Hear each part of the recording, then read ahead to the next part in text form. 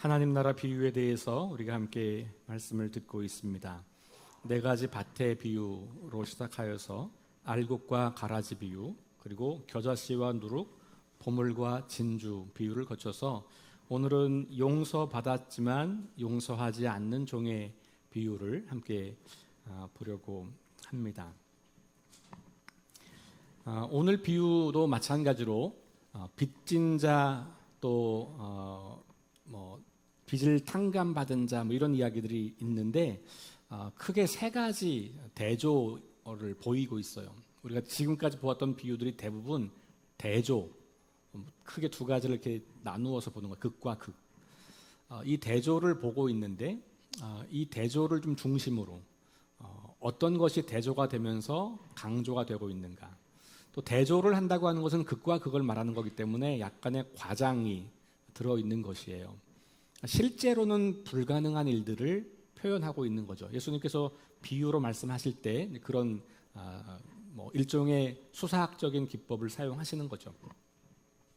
오늘 빚진 자라고 하는 이야기가 등장해요. 또 탕감받았다는 이야기가 등장하는데 이 예수님 당시 사회에서 유대의 문헌을 비교해 보면, 성경이나 혹은 유대 문헌에 보면 빚을 진다, 또 빚을 탕감받는다라고 할 때 이것은 용서와 관련되어 있어요.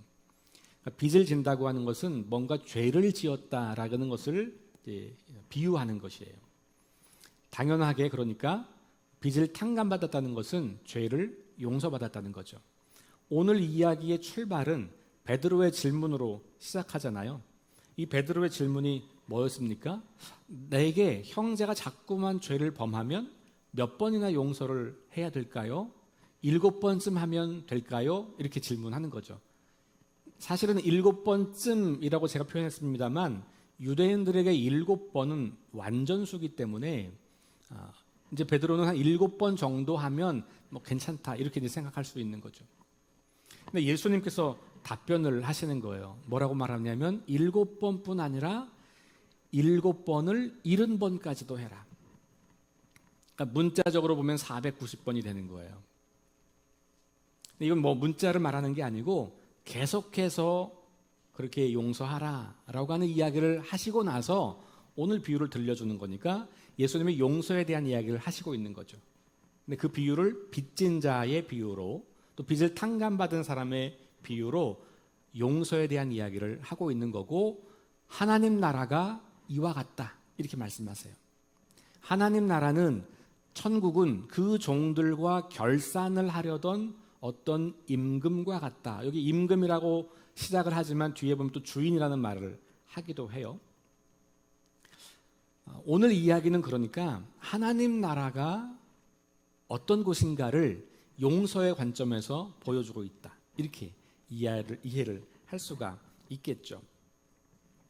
오늘 말씀을 조금 잘 이해하려면 달란트와 데나리온의 이 화폐 가치를 조금 이해하면 훨씬 더 생생하게 우리에게 이해가 됩니다.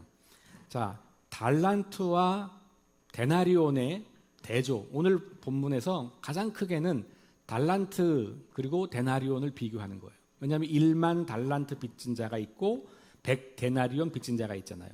그러니까 10,000달란트 대 100 데나리온은 과연 어느 정도의 차이일까? 우리 돈으로 예를 들면 100만 원과 10원의 차이일까? 이게 좀 가늠이 돼야 이게 얼마나 큰 차이인 줄 알잖아요.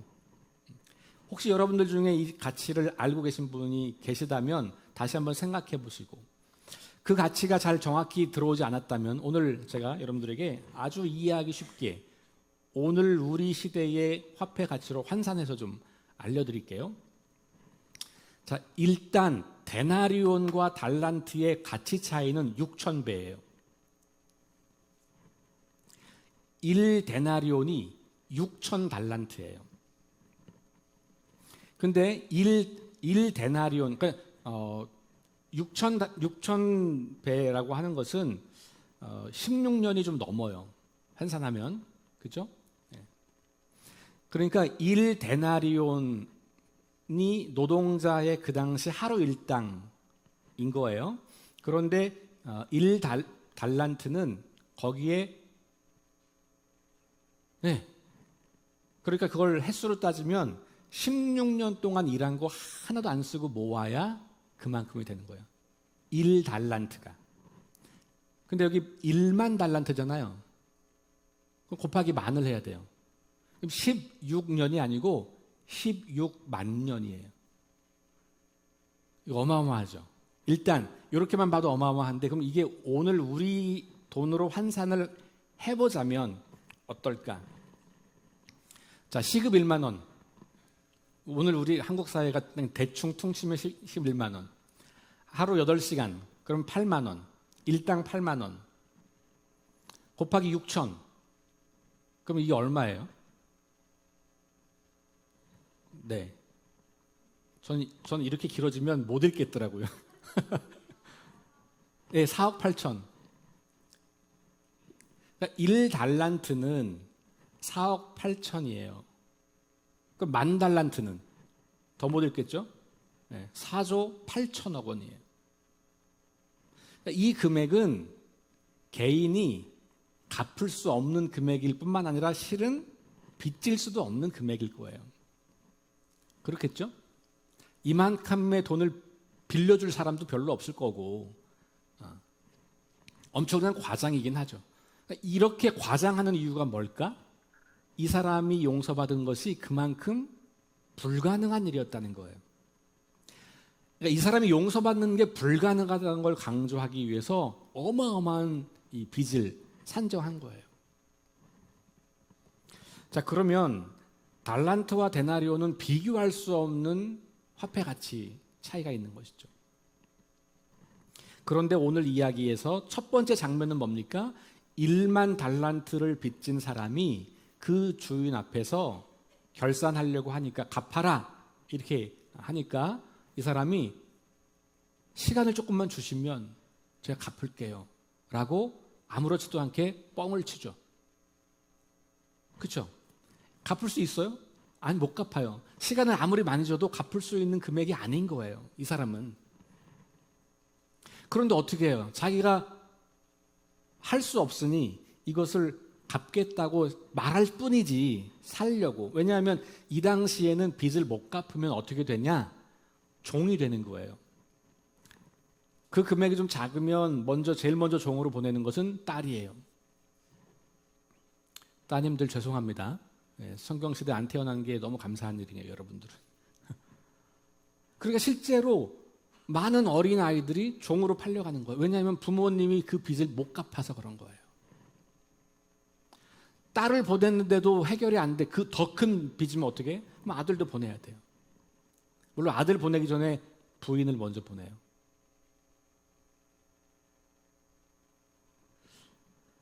아들, 딸, 아내를 다 종으로 보내도 해결이 안 될 만큼이면 어떡할까요? 내가 종이 되는 거예요. 내가 평생 그 집에서 종으로 살면서 빚을 갚아야 되는 거예요. 그러니 이 사람은 지금 이 주인 앞에 엎드려서 불가능한 얘기지만 조금만 더 시간을 주시면 갚을게요 라고 말할 수밖에 없는 거예요. 안 그러면 자식들, 아내, 자기까지 다 종으로 팔려갈 수밖에 없는 상황이기 때문에 놀라운 반전이 일어납니다. 이 주인이 아무렇지도 않게 그냥 없던 걸로 하자 이렇게 말하는 거예요. 이건 상상할 수 없는 일이 일어난 것이죠. 그러니까 이 당시 이 이야기를 듣고 있던 사람들이 반응이 어땠을까? 야, 말도 안 되지. 어떻게 이런 일이 가능해? 1만 달란트를 빚졌는데 그걸 그냥 아무 조건 없이 그냥 탕감해 준다고? 아니, 그거 아무리 돈이 많고 나라를 다스리는 왕이라 할지라도 그게 가능한가? 말도 안 되지 라고 하는 생각과 더불어서 혹시 그런 게 있다면, 야, 그런 세상은 어떤 세상일까? 그럴 수 있는 주인이 있다면, 그런 왕이 있다면 그런 분은 어떤 분일까? 라는 궁금함이 생기겠죠? 그리고 내가 만약에 1만 달란트를 빚졌는데 누군가 나를 용서하면 야, 내 인생은 과연 어떻게 되는 것일까? 이런 생각을 조금 해볼 수 있겠죠. 자, 다시 처음으로 돌아갈까요? 예수님은 지금 이 얘기를 뭐 때문에 하고 있는 겁니까? 내가 나에게 잘못한 형제가 있을 때 몇 번이나 용서를 해줘야 돼요? 라고 하는 질문에 답을 하는 거예요. 우리에게 1만 달란트 빚진 사람이 있을 때 그걸 탕감할 수 있어야 된다는 이야기를 하고 싶은 거예요, 예수님은. 그러니까 아무리 갚을 능력이 안 되고 아무리 어마어마한 잘못을 했다고 할지라도 용서하는 것이 얼마나 중요한 일인지를 이야기해 주는 거예요. 베드로는 횟수로 질문했지만 예수님은 횟수가 아니라 가치로 답변을 하는 거예요. 말도 안 돼. 그런 죄인을 어떻게 용서해? 말도 안 돼. 내가 저 사람한테 받은 상처가 얼마나 큰데 그를 용서해? 말도 안 돼. 저 인간이 어떤 인간인데 내가 그를 용서해? 그 모든 내가 생각할 때 말도 안 된다고 하는 그 모든 것들보다 더 말도 안 되는 게 1만 달란트를 용서해 준 사건이에요. 그러니 우리 그리스도인들에게 용서가 어떤 것인가를 예수님은 지금 말씀하고 있는 것입니다. 한번 읽어볼까요? 스크린 보시고 시작. 우리가 바로 1만 달란트를 탕감받은 사람들입니다. 예수님 하고 싶은 말씀이 이 말씀이에요. 하나님 나라를 소유한 사람들은 누구냐 하면 먼저 내가 아무 공로가 없지만 아무 자격이 없지만 아무 능력이 없지만 하나님께서 나를 모든 사망과 어둠의 권세로부터 해방시켜서 죄의 권세로부터 나를 해방시켜서 내가 먼저 찾아와서 용서해 주셔야 한 것도 아닌데 하나님께서 우리를 불쌍히 여기셔서 용서하신 거예요. 그리고 우리에게 새 생명을 주신 거잖아요. 우리가 1만 달란트를 탕감받은 사람이다. 그 말씀을 하시는 거예요. 여러분 이 말씀 앞에 우리가 어찌 감격하지 않을 수가 있겠어요. 우리가 인생을 살아가면서 구원의 기쁨과 감격을 누리지 못하고 있다면 우리가 얼마나 큰 빚을 탕감받은 것인지가 실감나지 않아서 그런 거예요. 여러분 생각해 보세요. 우리가 괜찮은 사람 같지만 우리의 속마음을 끊임없이 들어가 보면 지금 현재의 우리도 얼마나 추잡스럽고 얼마나 더럽고 얼마나 악한 존재입니까? 그런 게 우리 안에 계속해서 살아있지 않아요? 그런 우리를 내가 그거 뭘 어떻게 해서 용서받을 수 있는 게 아닌데 그런 우리를 용서했다는 거예요. 근데 여러분 오해하시면 안 되는 게 내가 무슨 살인죄를 저지른 것도 아니고 무슨 누구를 폭행한 것도 아니고 은행을 턴 것도 아니야. 무슨 내가 몇 조를 횡령한 것도 아니야. 우리 대부분 그렇잖아요. 나는 도무지 1만 달란트 빚진 것 같지 않은데? 이렇게 생각할 수 있잖아요. 이건 죄가 뭐냐를 우리가 이해하면 확실해지는 거예요. 죄는 우리가 행한 어떤 잘못된 행위 이전에 하나님이 내 삶의 주인이신 것을 부인하고 하나님 없이 인생을 사는 것이 우리 기독교가 말하는 죄의 본질이에요. 왜냐하면 하나님을 창조주라고 고백하잖아요. 하나님을 온 우주 만물의 주인으로 고백하잖아요. 이게 우리 기독교 신앙의 출발점인데 그런 게 어딨어. 세상은 우연히 생긴 거지. 그런 게 어딨어. 인생은 내 거지. 내 인생 내가 내 마음대로 살아가는 거지. 무슨 창조주가 있고 무슨 하나님이 있어. 이것이 가장 큰 죄의 본질이라는 거예요. 나는 교회도 열심히 다녔고 하나님도 믿는 것 같은데 라고 내가 말할지 모르겠지만 실제로 내 삶에 하나님이 주인 되지 않고 있다면 우리는 그 죄로부터 여전히 영향을 받고 있는 것이에요.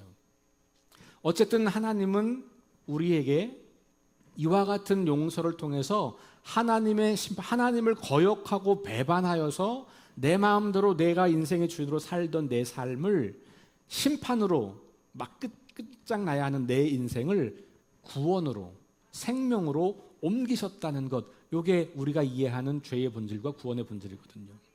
그렇게 본다면 우리는 다 1만 달란트를 빚진 사람과 같은 존재라고 하는 것을 오늘 예수님은 우리에게 말씀해 주고 있는 겁니다. 이 사람이 우리가 이 빚을 탕감받을 수 있는 능력이 없어요. 그렇죠? 시간을 아무리 많이 줘도 할 수 없는 거예요. 그걸 말하는 겁니다. 불가능한 상태. 우리는 구원에 무능력한 상태예요. 여러분들이 아무리 똑똑하고 여러분들이 아무리 뭘 많이 가지고 있고 아무리 외모가 출중하고 아무리 좋은 가문이고 하더라도 하나님 없이 인생을 살 때 우리는 도무지 그것을 우리 스스로 해결할 수 없는 상태, 하나님과 관계 회복을 우리 힘으로는 할 수 없는 상태, 구원의 취약성, 이 상태를 인정하는 것이 우리가 하나님의 은혜를 받아들이는 길이거든요. 그 이야기를 지금 하고 있는 거예요. 두 번째 대조는 용서받음과 용서하지 않음의 대조예요. 이 어마어마한 빚을, 상상도 할 수 없는 이 빚을 탕감받은, 용서받은 사람인데 그가 그 기뻐서 얼마나 기뻤겠어요. 막 하늘을 날 것 같아. 아니 어쩌면 아직도 믿겨지지 않, 이 현실이 믿겨지지 않아요. 야, 이게 도대체 정말 나에게 일어난 일이란 말인가? 그러면서 주인 마음 바뀌지 얼른 빨리 이제 나가서 기쁘게 그러면서 뭐 정말 하늘을 날아가는 듯한 느낌으로 집을 가고 있을 겁니다. 그러다가 100데나리온 빚진 사람을 만나는 거예요. 자기한테. 방금 상상할 수 없는 그 빚을 탕감받은 사람인데 그것과 비교하면 정말 요만큼 60만 분의 1 요만큼의 빚을 진 사람을 만나서 멱살을 잡고 야, 이 자식아 너 왜 안 갚아? 그리고는 감옥에 쳐넣는 것이죠. 여러분, 이 이야기는 어쩌면 우리 이야기인 거예요. 베드로가 질문할 때 몇 번쯤 용서하면 한두 번 혹은 뭐 많이 해봤자 7번 정도 하면 되겠지. 그 다음부터는 난 몰라. 내가 언제까지 해야 돼? 내 존심이 있지. 내가 언제까지 손해봐야 돼? 그런 우리들. 그게 베드로의 마음이었고 오늘 우리의 마음이지 않을까. 그런 의미에서 저는 우리는 우리 힘으로는 절대로 갚을 수 없는 빚을 졌던 사람들인데 하나님의 무조건적인 용서로 구원받은 사람들이라는 것을 다시 기억할 필요가 있어요. 용서받았다라고 하는 것, 이것을 기억할 때 우리가 용서할 수 있는 힘이 거기서 나오는 거죠. 그러니까 용서받음, 내가 용서받은 존재. 그러면 내 인생은 어떻게 그 받은 사랑을 되갚을까? 그래서 우리는 용서받아서 구원받은 하나님의 백성들이니까 하나님을 예배하고 찬양하고 하나님께 내 삶을 드린다. 맞는 이야기죠. 그런데 그것으로 끝나는 게 아니에요. 내가 하나님을 예배하는 사람이라면 하나님을 그런 구원의 하나님, 나를 용서하신 사랑의 하나님으로 찬양하고 예배한다면 나도 그 하나님을 닮아서 그렇게 흉내를 내는 거예요. 그렇게 닮아가는 겁니다. 그게 우리 그리스도인들의 삶이에요. 근데 여기 지금 이 1만 달란트 빚진 사람은 그것에 실패한 사람이에요. 그 다음이 좀 충격적인 이야기예요. 그 다음은 어떻게 됐죠? 하나님의 구원과 하나님의 심판이 대조되면서 받은 구원을 상실하게 되는, 받은 용서가 취소되는 충격적인 사건이 등장해요. 이 사람은 이미 용서받았고 이미 구원받았고 이미 자유의 몸이 되었다고 생각했어요. 그런데 그것은 취소될 수 없는 게 아니고 취소가 된다는 거예요. 어떤 사람들은 내가 구원받은 것은 절대로 취소될 수 없다라고 믿는 분들이 계세요. 여러분, 그러나 성경은 그런 이야기만 하고 있지 않아요.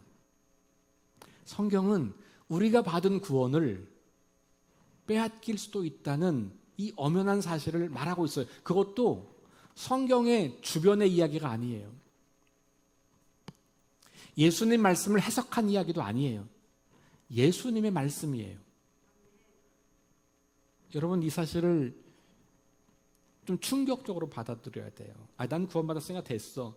그 순간 우리는 그 구원을 잃어버릴 수 있다는 거예요. 근데 오늘 본문 말씀은 뭐와 연결되어 있습니까? 용서하냐, 용서하지 않느냐.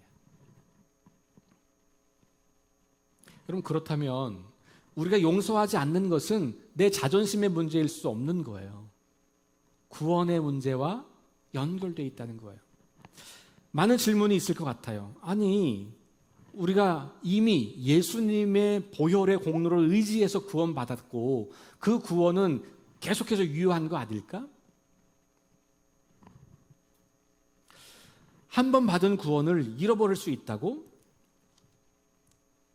구원을 얻기 위해서는 내가 뭘 선한 행위를 해서 얻는 게 아니고 철저하게 하나님의 은혜로 받는 거잖아.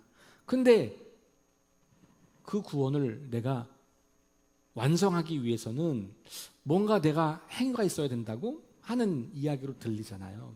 그러니까 계속 질문이 생길 수밖에 없어요. 여러분, 이 질문을 우리가 명확하게 이해하려면 제가 강조하는 하나님 나라의 특성을 기억하셔야 되고 성경이 계속해서 말하고 있는 구원의 삼중 시제를 이해하셔야 돼요. 여러분, 성경은 하나님 나라가 이미 시작되었다고 선포하고 있죠. 예수님께서 이 땅에 오셔서 하나님 나라 가까이 왔다라고 했을 때 그 가까이 왔다는 미래형이 아니에요. 현재형 혹은 현재 완료형이에요. 이미 시작되었고 진행되고 있는 거예요. 그러니까 우리가 그 하나님 나라를 이해하고 받아들이고 그 예수님의 말씀에 순종하여서 그분을 우리 삶의 주인으로 다시 인정할 때 그때 우리는 구원을 이미 받아요. 맞습니다. 구원의 삼중시의 첫 번째 과거 구원 받는 거예요. 그런데 우리의 최종적 구원은 언제입니까? 하나님 나라가 이 땅에 임할 때, 마지막 주님의 재림 때 우리의 구원이 완성되는 거예요. 그래서 성경은 너희가 구원을 받을 것이다 라는 말을 또 하고 있어요. 예수 믿으면 받을 거다 이게 아니에요. 너희의 이 받은 구원이 점점점 자라서 나중에 완전하게 될 거다라는 표현이에요. 그러니까 우리가 예수님을 믿고 구원받았다고 하는 거듭남의 구원은 구원의 완성이 아니라 구원의 출발점에 선 거라고 이해하셔야 돼요. 우리 기독교인의 구원의 이야기는 그래서 일회적인 사건이 아니고요. 계속 이어지는 사건이에요. 그러니까 뭐가 중요하냐? 지금 현재가 중요해요.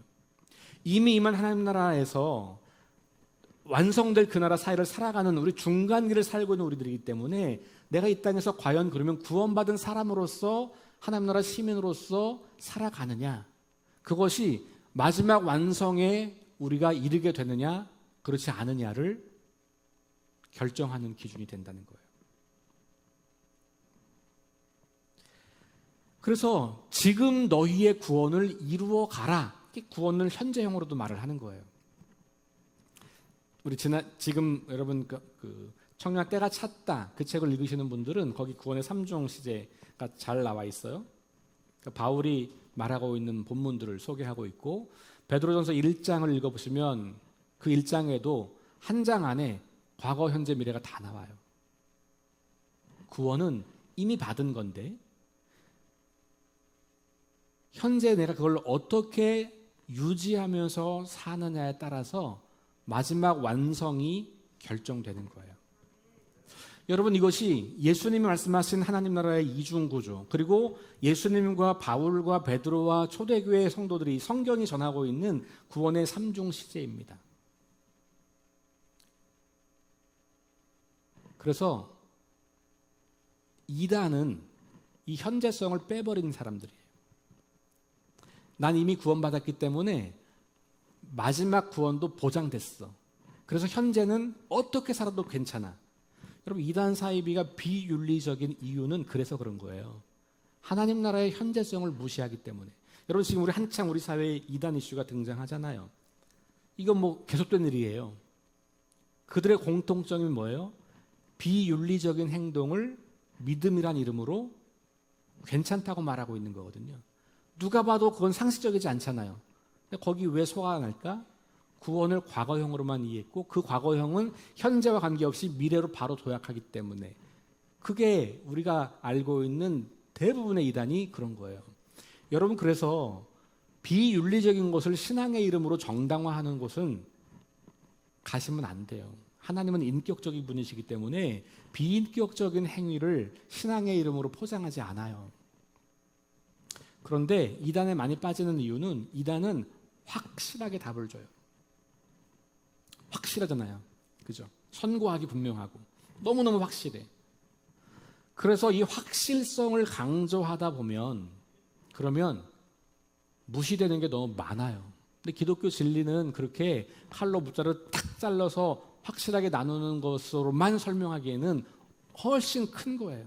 이런 게 분명하지만 죄와 구원, 생명과 사망 분명히 나뉘어지지만 이걸 딱 나눠서 이 가운데 걸 다 없애버리는 것은 기독교 진리를 굉장히 축소시키는 거고 왜곡시키는 겁니다.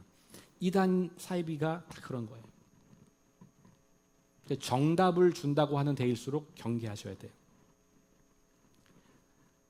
신앙은 우리의 삶의 문제를 끊임없이 다루고 있어서 정답이 없는 것들이 되게 많아요. 그런데 원리가 있는 거예요. 원리. 하나님 나라의 큰 원리. 그 원리를 가지고 끊임없이 우리는 씨름하고 사는 거지 모든 것에 정답이 탁탁탁탁 주어지는 게 아닌 거예요. 근데 그 원리가 큰 방향성이고 우리는 그 방향 안으로 가면서 그 안에서 굉장히 많은 싸움과 고민과 갈등과 이런 것들이 있는 거거든요. 그게 현재성이에요. 그러니까 하나님 나라의 이중구조와 구원의 현재성을 기억하는 것은 굉장히 중요한 주제예요. 용서 왜 못합니까?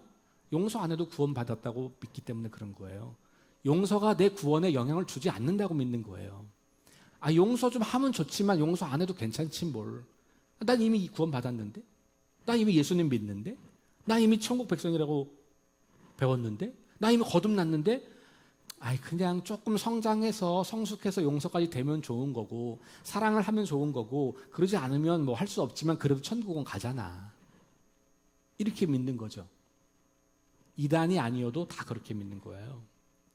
이단의 가르침과 우리의 가르침이 그래서 정도의 차이일 뿐이지 별로 차이가 없어 보여요. 제가 보기엔. 근데 오늘 말씀은 너무나 분명하잖아요. 그것도 예수님 말씀이라니까요. 베드로가 해석한 것도 아니에요. 바울이 해석한 것도 아니에요. 구약의 이야기도 아니에요. 우리가 가장 중요하다고 여기는 예수님께서 직접 하신 말씀이에요. 그 말씀이 또 어디 나와요? 주기도문에 나오잖아요. 주기도문. 자, 오늘 마지막 말씀이 그래서 이 말씀이에요. 오늘 마지막 말씀이 너희가 각각 마음으로부터 형제를 용서하지 아니하면 나의 하늘 아버지께서도 너희에게 이와 같이 하시라. 용서하지 않겠다는 거예요. 그 구원 취소하겠다는 거잖아요. 예수님의 기도 똑같죠. 우리가 우리에게 죄 지은 자를 사하여 주는 것 같이 우리 죄를 사하여 주옵시고. 그러니까 이게 구원의 이 3종 시대를 이해하지 못하면 앞쪽에 안 맞는 말처럼 들리잖아요. 이미 구원시켜줘 놓고 왜 또 죄 용서 안 하면 안 된다고 말하냐. 마태복음 7장 12절도 사실은 같은 이야기를 하는 거예요. 이 말씀을 황금률이라고 해요. 근데 이 말씀은 성경에만 나오는 얘기는 아니에요. 대부분의 종교 경전에도 등장하고요. 종교가 아니고 일반 격언에도 등장하는 이야기예요. 남에게 대접받고 싶은, 네가 대접받고 싶으면 나는 사람을 대접해라. 그래서 황금률, 변하지 않는 룰이라고 하는 거거든요. 예수님께서도 산상설교에 말씀하신 거예요. 이 말씀을 하시면서 뭐라 그래요? 예수님은 거기다가 그 일반적인 격언과 같은 이야기인데 그 뒤에 뭘 붙였냐 하면 이것이 율법이요 선지자 이렇게 붙였어요. 이게 무슨 말이냐면 그 당시 사람들에게는 이게 성경이라는 거예요. 율법과 선지자는 구약 성경을 말하는 거예요. 구약 성경의 요약이 뭐냐? 너 대접받고 싶은 대로 남을 대접해. 이거예요. 마태복음으로 오면 또 뒤에 가면 무슨 얘기냐 하면 하나님을 사랑하고 이웃을 사랑해. 이게 같은 얘기예요. 그러니까 성경에서 변하지 않는 진리, 가장 핵심 원리는 뭐냐 하면 하나님을 사랑하고 이웃을 사랑하는 것, 그리고 내가 대접받고 싶은 대로 남을 대접하는 것. 이것이 구약 성경이 말하고 있는 핵심이라고 하는 것입니다. 예수님이 그렇게 말씀하시는 거예요. 그러니까 예수님이 우리에게 이 말씀을 하시는 것은 너 용서받고 싶지 않아? 너희가 용서를 받고 싶지 않아 다. 아니 이미 용서받았잖아 너희들. 너희가 그 용서받은 기쁨으로 사는 사람들이잖아. 하나님의 무조건적인 사랑과 은혜로 용서받았잖아. 그거 너희한테 기쁜 일이고 즐거운 일이지. 너희도 그렇게 살아야 돼. 이 말씀을 하고 있는 거죠. 그러지 않으면 하나님의 그 구원이 어느 날 마지막 순간에 하나님의 심판으로 바뀔 수 있다는 거예요. 이건 정말 두려운 이야기예요, 여러분. 자존심 지킬 문제가 아니에요. 내 체면 생각할 게 아닌 거예요. 왜 우리가 용서를 못하냐? 시간 좀 지났지만 제가 이 얘기만 좀 할게요. 오늘 너무 중요한 이야기이기 때문에 왜 우리가 용서하는 게 힘드냐? 용서에 대해서 세상 사람들이 생각하는 기준으로 생각하기 때문에 그래요. 그게 뭐냐면 용서는 마음이 감정이 다 해소되는 것이다 이렇게 생각하는 거예요. 감정이 해소될 때까지 나 용서 못해 이렇게 말하는 거예요. 내 상처가 씻겨나갈 때까지 난 용서 못해 이런 거예요. 많은 사람들이 용서를 그렇게 생각하죠. 여러분 오늘 이야기는 뭘 말하는 걸까요? 성경은 그 이야기에 반대해요. 아니야, 용서가 감정의 문제라고? 그렇지 않아. 용서는 믿음의 문제고 결단의 문제인 거야. 이 얘기를 하는 거예요. 내 마음에 여전히 상처가 남아있고 그 사람 보면 내가 여전히 힘들고 내가 그 사람을 용서할 수 없을 것 같은 마음이 들어요. 그런데 하나님이 나를 용서하신 사랑이 너무나 크다는 것을 믿음으로 고백하기에 용서하기로 결정하는 거예요. 용서는 용서되는 게 아니고 용서하기로 결단하는 겁니다. 그게 믿음이에요. 믿음의 결단. 용서가 되는 게 아니에요. 가만히 있으면 용서되는 게 아니고 시간이 지나면 용서되는 게 아니에요. 그래서 한 10년, 20년, 30년쯤 지나야 그때쯤 마음이 좀 누그러지면 그때 용서할게요. 그거 세상이 말하는 용서예요. 우리 기독교인의 용서는 하나님의 그 감당할 수 없는 그 용서. 내가 그것 때문에 살고 있는 사람이지. 그러니 내 마음은 아직 준비가 안 됐지만 내 감정은 아직도 고통스럽지만 이 믿음에 반응해야지. 그리고 용서하기로 결정하는 겁니다. 그렇게 용서하는 그 결단을 통해서 우리는 구원을 완성해 가는 거예요. 읽어볼게요. 시작. 용서는 감정의 문제가 아니라 결단의 문제, 믿음의 문제입니다. 용서하는 것은 그래서 여러분 결정하고 결단하고 내가 믿음으로 반응하는 거예요. 그리고 나면 신기하게 마음이 풀려지는 거예요. 그리고 나면 내 마음에 평화가 찾아오는 거예요. 용서하고 나면 그 막 썩어 문드러졌던 그 감정이 아름다운 마음으로 달라지는 거예요. 그게 용서하는 자가 누리는 축복이에요. 그러므로 여러분, 내 감정이 풀릴 때까지, 내 감정이 해소될 때까지 기다렸다가 나중에 그게 되면 용서한다. 죽기까지 못해요. 그래서 죽을 때 사람들은 그 결단을 내려요. 죽기 직전에.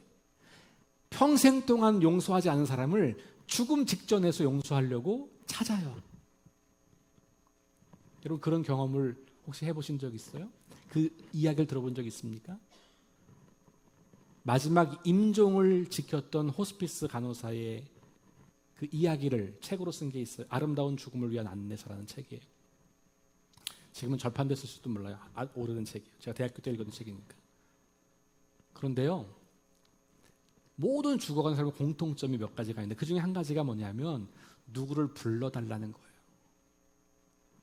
그것도 마지막 순간에 임박할수록 나 이 사람 꼭 만나야 돼. 못 만나면 눈을 못 감을 것 같아. 그런 사람 찾는다는 거죠. 누구냐? 용서하지 않은 사람 찾는 거예요. 우리는 죽을 때서야 그걸 깨달아요. 이게 신기하죠. 하나님 안 믿는 사람도 그래요. 하나님 안 믿는 사람도. 그래서 죽음 앞에서 우리는 하나님의 그 은혜를 명시적이든 희미하든 발견하고 하나님의 그 용서 앞에 나도 용서하는 삶을 살겠다고 결심을 하는 것 같아요. 여러분 그 결정을 마지막 그때 하지 마시고 당겨서 하는 거, 이게 우리의 이제 결단인 것이죠. 자, 설교를 마무리할게요. 우리 설교 요약입니다. 같이 한번 읽어볼게요. 시작. 우리는 예수 그리스도의 십자가 죽음으로 이미 용서받고 구원받았습니다. 이미 얻은 이 놀라운 구원을 잃어버리고 심판에 이르지 않도록 두렵고 떨리는 마음으로 용서를 실천하며 하나님 나라 시민답게 살아가겠습니다. 아멘. 기도할